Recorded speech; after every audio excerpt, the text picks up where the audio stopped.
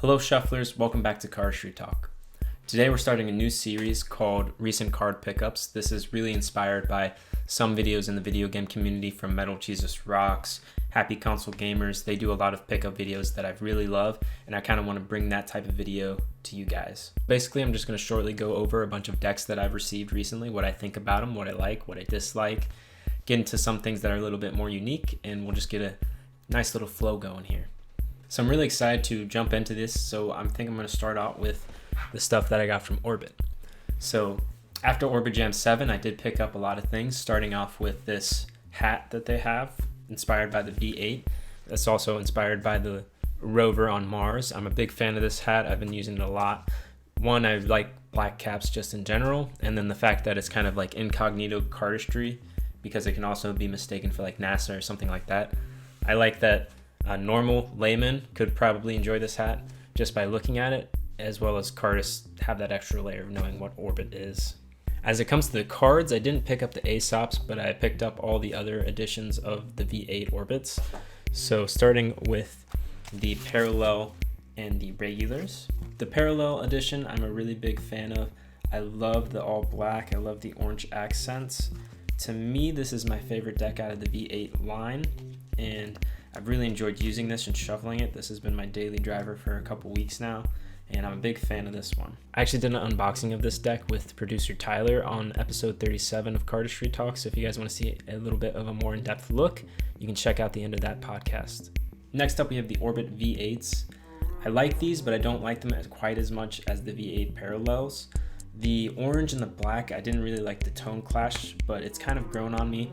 I think the placement of the asteroids and how if you riffle it, it makes a unique display. The fact that they're marked is really cool. If you know the system, it's incredibly easy to see what the card is on the front based off the back, but if you're a layman, I honestly don't think they would ever see it. I had to look for it.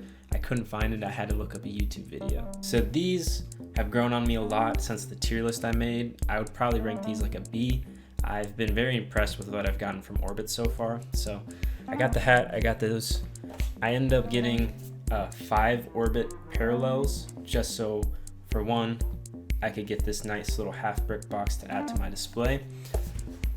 Put that back there. Overall thoughts on the Orbit V8. The Parallels are great. I've really enjoyed these Parallels, and the regular editions of the V8s have really grown on me, and I think they're going to continue to grow on me. The Orbit Jam 7 was super long, but it was really enjoyable, and I was really happy to be there during the live stream, the live premiere of it. That was really special and really made it feel like an event. And that's kind of what led to Cardistry Talk 1 Year Spectacular, inspired by the Orbit Jam 7. I just really loved how big of an event that felt like, and I kind of wanted to try to produce something not quite as big because I don't have $20,000 to drop on a video, but something bigger and more substantial with a lot more moving parts. So if you like that video, you have Orbit Jam 7 to thank for that. You might think we're done with Orbits, but we actually are not. So next up, we have the Forest playing cards produced by Orbit Playing Cards.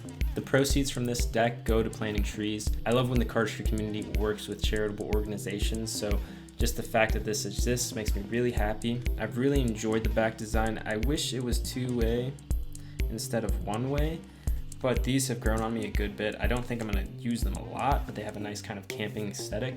Might use this if I ever go out in like nature, hiking.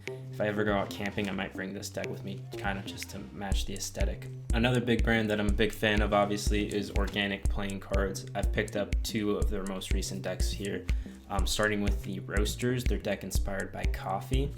I ended up picking up a 3-pack of them, which comes in this nice little burlap sack here that's inspired by coffee bean bags. I really love the look of this, and it came with a Folgers bag in this bag, so when I opened it up, it smelled just like coffee. I've never really had the scent opening experience where it was so perfectly just the right amount of smell, not overwhelming, not underwhelming. This was the first one where it was like perfect for me.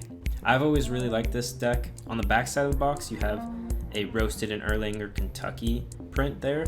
That's really cool because the cards are made in Erlanger, Kentucky. There's a lot of little hints and Easter eggs and things like that on the box that I really love. The back design isn't my absolute favorite. I do like that they're kind of trying to switch things up. I think it's really cool. I was really happy to make a tutorial for my new Kraken with this deck. Kraken is my most requested tutorial, and I'm finally really happy to get it out to you guys. You can find that over on Organic Playing Cards YouTube channel. My friend manages a coffee shop, and I ended up getting to record in that area, and I was super happy with how that project came out, so make sure to check it out if you get the time. So overall, roasters, I think OPC absolutely killed it with this, guys. The next deck I'm just gonna briefly mention because I'm going to be doing an unboxing with it soon, and that is the exotic deck from Organic Playing Cards. Look forward to an unboxing of this in the next week or two, probably, maybe 3. But I don't think there's ever been an unboxing of this, so I'm gonna show you guys the cards. You guys will get a first-hand look at the pineapple-themed exotic deck from Organic Playing Cards. Coming soon, I'm gonna collab with someone else on this, so look forward to that. It's gonna be pretty good, I think. It's gonna be pretty good. We are now into our last 3 decks that I've gotten recently, starting out with the Verts P1. This deck has really grown on me. I really wasn't sure originally what my thoughts on it were gonna be just based off the pictures, but now that I've gotten them in my hand, actually gotten to shuffle them, I'm a really big fan of how much they add to your cardistry, how much they accentuate your movements. The middle with the circle, just like all the other Virtuoso decks, really make a nice focusing point, and to me, I'm really excited to see where they go with this in the future. Box is beautiful, you have some nice black and white colors, and then the face cards are obviously very special and completely different from regular quartz. You have different suits. It's a totally unique experience. I don't love everything about it, but I do love most of it. So overall, I think the Verts killed it with this deck. I just wish they would make some promotional material for it. I wish they would have made a video, something to hype it up. I feel like this deck is kind of going under the radar. Like, a lot of people have bought it, but not a lot of people are using it because there's not a lot of hype surrounding it. Virtuosos themselves haven't even really been hyping it up. It's been kind of disappointing. All the previous Virtuoso releases were kind of like events. They're really exciting. They actually had like physical in-person events a lot of times too. This one kind of just lacks that appeal. It's a great deck of cards, but it needs a little oomph from the people creating it, in my opinion. Next up, we have the purple checkerboards from Anyone. Not a huge fan of Anyone's, but the checkerboards, I've always been a huge fan of those. Whenever there's a new checkerboards, I plan on picking it up. And when I saw that it was going to be in purple, I absolutely lost my mind because purple is one of my favorite colors when it comes to playing cards. I think they absolutely killed it with this edition. Overall, I haven't got to use these ones too much, but they're basically like the other checkerboards, whether it be red, blue, gray, whatever ones you've probably seen in the past. And the pips are a little bit different from standard.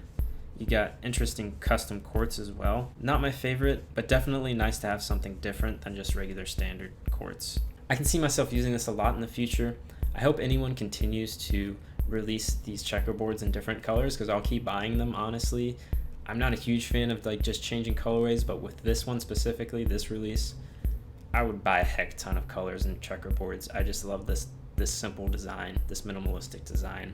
Overall, big fan of this deck, and you're gonna hear me keep saying I'm a big fan of these decks because I really only buy things that I like. Who'd have thought? So, big fan of the purple checks, and I'm super happy to have picked one up. Shout out BAM Playing Cards for letting me get that. I appreciate that. Thank you. For my last deck, I'm going to talk about the Aperture deck from Gliders Cardistry. If you don't know Gliders Cardistry, they're an extremely underrated brand. I had the owner and co-founder of it on the second episode of Cardistry Talk, Will Reed. He's a good friend of mine, and he's always pushing out some really good products. For the most part, he makes cardistry trainers that are epoxy, and in my opinion, they're the best in the market when it comes to pricing and quality. They also just recently started a Kickstarter for the Aperture deck of playing cards, and I wanted to support the boys, so I bought one. What are my thoughts on this deck? Well, I really love the back design on this really light blue, this light sky color. I think it looks great. The one thing I think they could improve on this deck is the jokers. I'm not a big fan of the jokers. I wish they would have gone with something different, maybe their Gliders logo, something like that I think would have looked a lot better. One of the extra cards has a nice light green color for the Aperture design. Could be hinting at a V2, not sure, but I thought that was interesting and something I didn't see coming.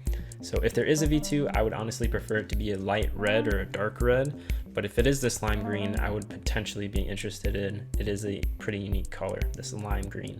Overall, I think Will did a pretty good job on this deck for a first try, and I'm looking forward to see what they do when it comes to physical playing cards in the future. So those are my recent pickups. Let me know what you guys have recently picked up down in the comments. I'd love to interact with you guys down there. What decks do you like? What decks have you not been enjoying?